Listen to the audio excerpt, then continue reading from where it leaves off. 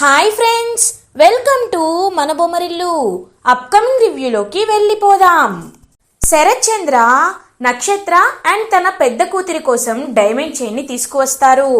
నిన్ను నేను ఎత్తుకున్నాను, పెంచాను, బంగారు గిన్నెలో నీకు భోజనం తినిపించాను. కానీ నా పెద్ద కూతురు ఎక్కడుందో తెలీదు, ఏమైందో తెలీదు, ఎలా ఉందో తెలీదు, ఎలా బ్రతికిందో తెలీదు.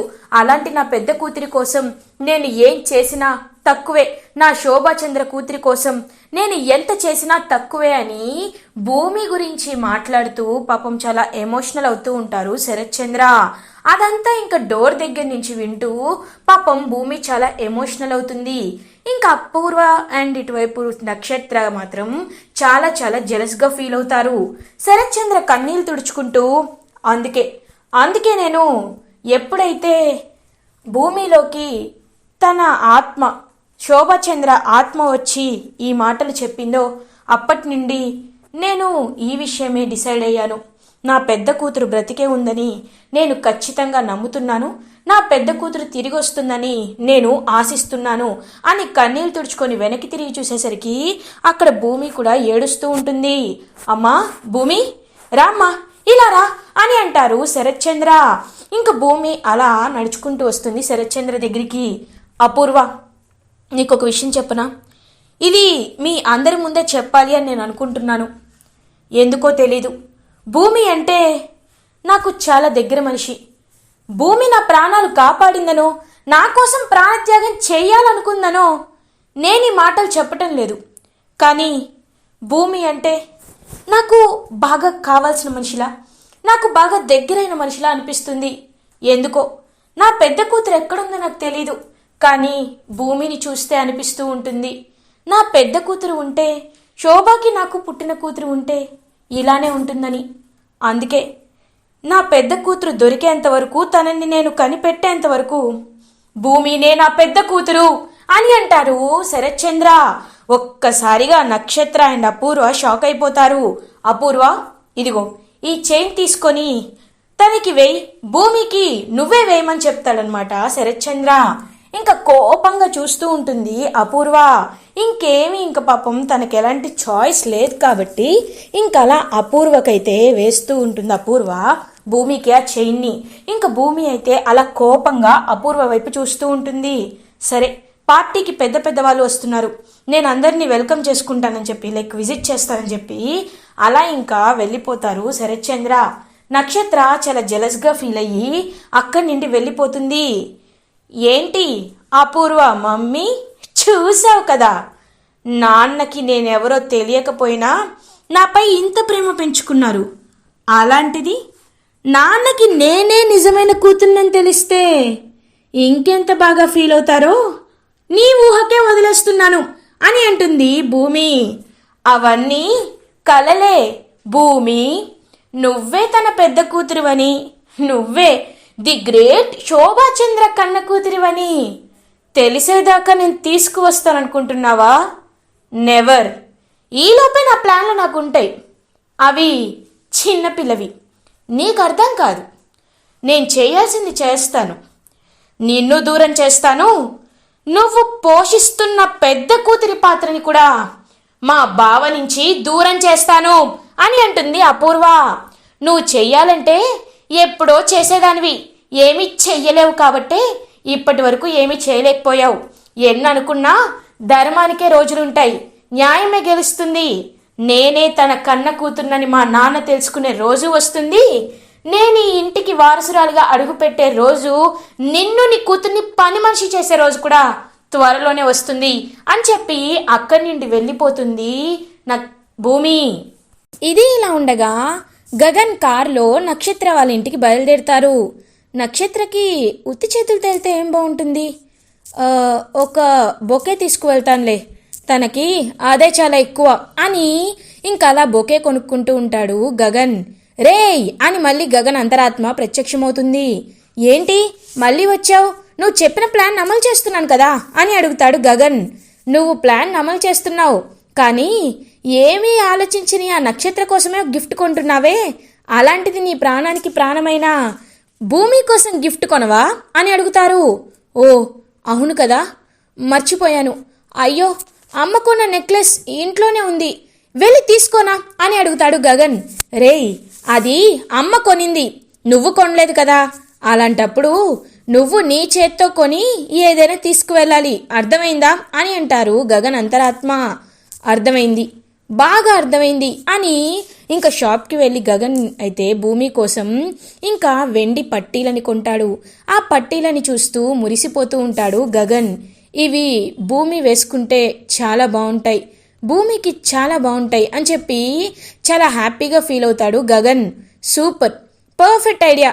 ఇంకా హ్యాపీగా బర్త్డే పార్టీకి బయలుదేరి భూమి మనసులో ఉన్న మాటని బయట పెట్టించు అని చెప్తారు. ఇంకా హ్యాపీగా గగన్ అయితే నక్షత్ర వాళ్ళ బర్త్డే పార్టీకి బయలుదేరుతాడు. ఇది ఇలా ఉండగా భూమి కూడా ఇంకా మంచిగా రెడీ అయ్యి అలా ఇంకా కిందికి వస్తుంది. ఇటువైపు నక్షత్ర కూడా అలాగే రెడీ అయ్యి కిందికి వస్తుంది. ఇద్దరు ఒకరినొకరు చూసుకుంటూ ఉంటారు. ఒకేసారి ఇద్దరు కిందికి నడుచుకుంటూ రావడంతో అదంతా చూస్తున్న శరత్చంద్ర చాలా అంటే చాలా హ్యాపీగా ఫీల్ అవుతారు. ఇంకా శరత్చంద్ర అలా భూమి అండ్ నక్షత్ర ఇద్దరి దగ్గరికి వచ్చి ఇద్దరిని హక్ చేసుకుంటారు. వాళ్ళ వైపు చూస్తున్న అపూర్వ మాత్రం జెలస్గా ఫీల్ అవుతుంది. నా కూతురితో సమానంగా దీన్ని బావ చూడ్డం ఏంటి అని చాలా జెలస్గా ఫీల్ అవుతుంది అపూర్వ. అప్పుడే ఇంకా గగన్ నక్షత్ర బర్త్డే పార్టీకి రీచ్ అవుతాడు. అలా లోపలికి నడుచుకుంటూ వస్తూ ఉంటే శరత్చంద్ర గగన్ని చూసి ఒక్కసారిగా షాక్ అయిపోతాడు. రేయ్, ఆగరా అని చెప్పి అలా ఇంకా కోపంగా గగన్ దగ్గరికి వస్తాడనమాట శరత్చంద్ర. రేయ్, ఎవరు నేను లోపలికి రానిచ్చారు అని అడుగుతాడు శరత్చంద్ర. డాడీ, ఒక్క నిమిషం అని అంటుంది నక్షత్ర. ఏంటమ్మా, నువ్వు వీడిని రమ్మని చెప్పావా అని అడుగుతారు. వెంటనే ఇంకా నక్షత్ర అవును డాడీ అని అంటుంది. ఎందుకమ్మా, ఎందుకు వీడిని రమ్మని చెప్పావు, చెప్పు. వీడంటే నాకు ఇష్టం ఉండదని నీకు తెలుసు కదా, ఎందుకు రమ్మన్నావు అని చెప్పి గట్టిగా అరుస్తూ ఉంటాడనమాట శరత్చంద్ర. సగం ఆ అరుపులకే భయపడిపోతూ ఉంటుంది ఈ నక్షత్ర. ఇంకా వెంటనే నక్షత్ర పక్కకు తీసుకువెళ్తుందనమాట శరత్చంద్రని. ఏంటమ్మా, చెప్పకుండా ఎందుకు ఇలా పక్కకు తీసుకొచ్చావు అని అడుగుతాడు. డాడీ, మనకి గగన్ బావ అని అనగానే కోపంగా చూస్తాడు. అదే వాళ్ళకి పడదు కదా, మనం ఇంత గ్రాండ్గా నువ్వు నా బర్త్డే పార్టీ చేస్తున్నావంటే వాళ్ళు జెలస్గా ఫీల్ అవ్వాలి కదా, అందుకే పిలిపించాను డాడీ అని అంటుంది నక్షత్ర. ఇంకా ఆలోచిస్తూ ఉంటాడనమాట శరత్చంద్ర. ఎస్, డాడీ నా బుట్టలో పడిపోయాడు. డాడీ, నీకు నేను చెప్పింది మళ్ళీ చెప్పనా? ఇప్పుడు వాళ్ళకి మనకి పడదు. అప్పుడు గగన్ బావ ఇక్కడికి వచ్చినప్పుడు నువ్వు నన్ను ఎంత బాగా చూసుకుంటున్నావో, మన ఇంట్లో ఒక్కొక్కరు ఎంత బాగా రెడీ అవుతున్నారో, మనకి ఎంత డబ్బుందో మనం చూపిస్తేనే కదా అవతల వాళ్ళు తగ్గి ఉంటారు. మళ్ళీ జెలస్గా ఫీల్ అవుతూ నేనింత సంపాదించలేనని కుళ్ళుకుంటాడు. తన కళ్ళల్లో ఈర్ష్య చూడ్డానికే నేను పిలిపించాను డాడీ అని అంటుంది నక్షత్ర. చూడమ్మా, ఎవరిని చూసి జెలస్గా ఫీల్ అవ్వాల్సిన అవసరం లేదు. కానీ ఇంటికి వచ్చిన వాడు శత్రువు అయినా అతిథికి మర్యాద చేయాలనే ఒక నియమం ఉంది. నువ్వు చెప్పినట్టు నువ్వు హ్యాపీగా ఉంటే నేనేమీ బాధపడను. కానీ ఒకటి, వీలైనంత దూరంగా ఉండు. వాడికి దూరంగా ఉండకపోతే నేను బాధపడతాను అని చెప్పి అక్కడి నుండి వెళ్ళిపోతాడు శరత్చంద్ర. అమ్మయ్యా, డాడీ అంత గట్టిగా అడిగేసరికి చాలా టెన్షన్ వచ్చేసింది. ఒక్క నిమిషం హార్ట్ అటాక్ వచ్చినట్టు అయిపోయింది. ఇప్పుడు మేనేజ్ చేశాను. కానీ బావ నాకు కేక్ తినిపిస్తే డాడీ బావని చంపేస్తాడేమో. లేదు, అలా జరగకుండా చూసుకోవాలి. ఏం చేయాలి అని ఆలోచిస్తూ ఉంటుంది నక్షత్ర. ఇంతకీ బావతో మాట్లాడాలి. బావ ఎక్కడని తిరిగి చూసేసరికి అక్కడ ఉండడన్నమాట గగన్. ఇదేంటి, ఇప్పుడేగా కనబడ్డాడు, ఇప్పుడెక్కడికి వెళ్ళిపోయాడు? బావా బావా అని పిలుస్తూ ఉంటుంది. కానీ ఎంతకీ గగన్ అయితే కనిపించడు. ఇది ఇలా ఉండగా భూమి పాపం అందరికీ ఇంకా వచ్చిన వాళ్ళకి కూల్ డ్రింక్స్ ఇస్తూ లైక్ అందరికీ సర్వ్ చేస్తూ అందరికీ హౌ ఈజ్ ద పార్టీ అని చెప్పి ఇంకా అలా ఫీడ్బ్యాక్ తీసుకుంటూ ఉంటుంది. అదే టైంకి గగన్ని చూసి భూమి చాలా కోపంగా ఫీల్ అవుతుంది. ఇంకా వెంటనే మొహం తిప్పుకొని పక్కకి వెళ్ళిపోతుంది భూమి.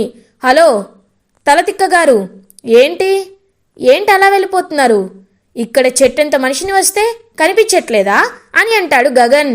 కనిపించారు కాబట్టే వెళ్ళిపోతున్నాను అని వెళ్తూ ఉంటుంది భూమి. హే ఆగు భూమి, ఏంటి అసలు నువ్వు అలా మాట్లాడుతున్నావు అని అంటారు. చూడండి గగన్ గారు, నాకు నచ్చింది మీరు చేయటం లేదు, నేను వద్దన్నా మీరు వచ్చారు, అలాంటప్పుడు మీ మాటకు నేనెందుకు గౌరవం ఇవ్వాలి అని చెప్పి అలా వెళ్ళిపోతూ ఉంటే ఇంకా భూమి చేయి పట్టుకుంటాడు గగన్. ఒక్కసారిగా భూమి అయితే షాక్ అయిపోతుంది. ఇంకా వెంటనే భూమి అలా ఇంకా గగన్ వైపు చూస్తూ ఉండిపోతుంది. గగన్ భూమిని పక్కకి తీసుకువెళ్తాడు. ఇది ఇలా ఉండగా, ఈ చైన్ చాలా బాగుంది, ఇది నేను భూమి మెల్లో వేసి భూమి నేను నిన్ను ప్రేమిస్తున్నాను అని భూమితో చెప్పేస్తా అని ప్రిపేర్ అవుతూ ఉంటాడనమాట చెర్రీ. అప్పుడే అక్కడికి వచ్చిన బిందు, హిందూ ఏంట్రా అన్నయ్య తెగ ఫీల్ అయిపోతున్నావు, ఏం చేస్తున్నావు అని అడుగుతారు. ఏం లేదు, ఈ చైన్ని భూమికిచ్చి భూమికి ప్రపోజ్ చేయాలనుకుంటున్నాను అని అంటారు. ఏంటి, నాకు డ్రెస్ కొనడానికి డబ్బులు లేవు కానీ భూమికి మాత్రం చక్కగా చైన్ కొంటావా? అంతేలేరా, అంతే, ఛీ నువ్వు అసలు అన్నేవే కాదు అని చెప్పి పక్క నుండి వెళ్ళిపోతుంది బిందు. దీని మాటలు పట్టించుకుంటాడులే. ఇప్పుడు భూమి అలా నడుచుకుంటూ వస్తుంది. నేను కళ్ళు మూసుకొని భూమి మళ్ళీ చైన్ వేసేస్తాను, నా మనసులో మాట చెప్పేస్తాను అని చెప్పి ఇంకా చెర్రీ అయితే అలా వెయిట్ చేస్తూ ఉంటాడు. ఇంకా చెర్రీ కరెక్ట్గా అలా వెనక్కి తిరిగి చూసి ఇంకా చైన్ వేసేసి కళ్ళు తెరిచి చూడగానే ఒక్కసారిగా షాక్ అయిపోతాడు చెర్రీ. ఎందుకంటే అక్కడ భూమి ఉండదు, నక్షత్రం ఉంటుంది. నక్షత్రం మెడలో చైన్ వేస్తాడనమాట చెర్రీ. అని గట్టిగా అరుస్తుంది నక్షత్ర. ఎందుకు అరుస్తున్నావు అని అడుగుతాడు. లేకపోతే నువ్వేంటి నా మెడలో చైన్ వేశావు అని అడుగుతుంది నక్షత్ర. అంటే నువ్వు అనుకొని వేయలేదు, ఏదో వేశానులే, సరే ఈ విషయం ఎవరితో చెప్పొద్దు అని అంటాడు చెర్రీ. సరే చెప్పనులే అని వెళ్ళిపోతూ ఉంటే ఇదంతా దూరం నుండి గమనిస్తుందనమాట. అలా ఇంకా గోరింటాకు పిన్ని, అంటే ఈ అమ్మాయి ప్రేమిస్తుంది ఈ చెర్రీనా? నక్షత్ర టేస్ట్ ఏంటి ఇంత బ్యాడ్గా ఉంది? ఈ విషయం వెంటనే వెళ్ళి అపూర్వతో చెప్పాలి అని చెప్పి ఇంకా అపూర్వ దగ్గరికి బయలుదేరుతుంది ఆ గోరింటాకు పిన్ని. ఇది ఇలా ఉండగా గగన్ అలా ఇంకా భూమిని పక్కకి తీసుకొస్తాడు. ఏంటి చెర్రీ, గగన్ గారు ఎందుకు ఇలా చేస్తున్నారు మీరు అని చెప్పి అడుగుతుంది. భూమి, నీకోసం నేను ఒక గిఫ్ట్ తీసుకువచ్చాను, ఎలా అయినా నువ్వు ఈ గిఫ్ట్ని యాక్సెప్ట్ చేయాలి అని అంటాడు గగన్. గిఫ్టా? ఏం గిఫ్ట్ అని అడుగుతుంది. ఇంకా అలా తన పాకెట్లో నుంచి ఆ పట్టీలను తీస్తాడనమాట గగన్. ఇంకా గగన్ అయితే అలా పట్టీలను తీయగానే చాలా హ్యాపీగా ఫీల్ అవుతుంది భూమి. ఆ పట్టీల వైపు చూస్తూ ఎంతో హ్యాపీగా ఫీల్ అవుతూ ఉంటుంది పాపం భూమి. ఇంకా భూమి వైపు చూస్తూ ఉంటాడు గగన్. నీ నోరు చెప్పకపోయినా నీ కళ్ళే చెప్తున్నాయి నీకు ఈ పట్టీలు ఎంతలా నచ్చాయో. చూడు భూమి, నువ్వంటే నాకు ఇష్టమని చెప్పాను, నీ సమాధానం కోసం ఎదురు చూస్తూ ఉంటానని కూడా చెప్పాను. కానీ నీ సమాధానం వచ్చేంత వరకు ఎదురు చూసే ఓపిక చేసుకోవాలి అనుకుంటున్నాను. అందుకే నా తరపున నీకు ఈ పట్టీలని గిఫ్ట్గా ఇవ్వాలనుకుంటున్నాను అని ఇంకా అలా పట్టీలని గిఫ్ట్గా ఇంకా తనకిస్తాడనమాట గగన్. ఇంకా భూమి అయితే చాలా ప్రేమగా గగన్ వైపు చూస్తూ ఉంటుంది. గగనే ఇంకా భూమి కాళ్ళకి ఆ పట్టీలని పెడుతూ ఉంటాడు. ఇంకా గగన్ వైపు ప్రేమగా చూస్తూ భూమికైతే చాలా హ్యాపీగా అనిపిస్తుంది. కానీ వెంటనే వాళ్ళ నాన్న మాటలు గుర్తుకు వచ్చి పట్టీలు పెట్టిన వెంటనే పరిగెట్టుకుంటూ అక్కడి నుండి వెళ్ళిపోతుంది భూమి. నిన్ను ఏ విషయం ఆపుతుందో నాకు తెలియదు భూమి, ఒక్కసారి నీ ఇబ్బంది ఏంటో చెప్పి చూడు, నిన్ను జీవితాంతం వదులుకోను అని చెప్పి పాపం అరుస్తూ ఉంటాడు గగన్. అయినా సరే వెళ్ళిపోతుంది భూమి. ఇది ఇలా ఉండగా గోరింటాకు పిన్ని అపూర్వ దగ్గరికి వస్తుంది. అమ్మాయి, నీకొక గుండె నొప్పి వచ్చే విషయం చెప్పాలి అని అంటుంది. ఏంటి గుండె నొప్పి వచ్చే విషయమా? అదేంటి పిన్ని, ఏం చెప్తావు అని అడుగుతుంది అపూర్వ. ఇందాక మనం గట్టిగా నీ కూతుర్ని అడిగేసరికి నీ కూతురు మాట దాటేసింది కదా, అందుకే ఇప్పుడు ఆ విషయం తెలుసుకున్నానమ్మాయి. నీ కూతురు ఎవరిని ప్రేమిస్తుందో నాకు తెలిసిపోయింది అని అంటుంది గోరింటాకు పిన్ని. అవునా, ఎవరిని పిన్ని, ఎవరు వాడు అని అడుగుతారు. ఇంకెవరమ్మాయి, చెర్రీగాడే అని చెప్తుంది. ఒక్కసారిగా అపూర్వ షాక్ అయిపోతుంది. ఏంటి, చెర్రీగాడా? ఛీ, లేదు పిన్ని, నాకు నా కూతురిపై చాలా నమ్మకం ఉంది. ఆ చెర్రీగాడిని అస్సలు ప్రేమించదు అని అంటారు. అమ్మాయి, కళ్ళతో చూసింది నువ్వా నేనా? వాడి చేత్తో నక్షత్రం మెల్లో చైన్ వేయడం నేను చూశానమ్మాయి.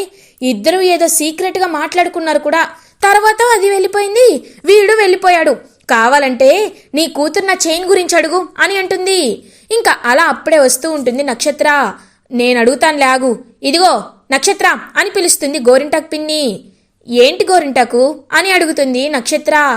మెల్లో ఆ చైన్ ఏంటి అని అడుగుతుంది గోరింటాకు పిన్ని. ఇది మా ఫ్రెండ్ గిఫ్ట్ ఇచ్చింది అని చెప్పి అక్కడి నుండి వెళ్ళిపోతుంది నక్షత్ర. చూసావా ఎంత క్లియర్గా అబద్ధం చెప్పిందో, ఇప్పటికైనా అర్థం చేసుకో అని అంటుంది. ఇంకా ఒక్కసారిగా ఇరిటేటింగ్గా ఫీల్ అవుతూ ఉంటుందన్నమాట. అలా అపూర్వ ఇదంతా ట్విస్ట్గా దూరం నుంచి వినేస్తారు శరత్చంద్ర.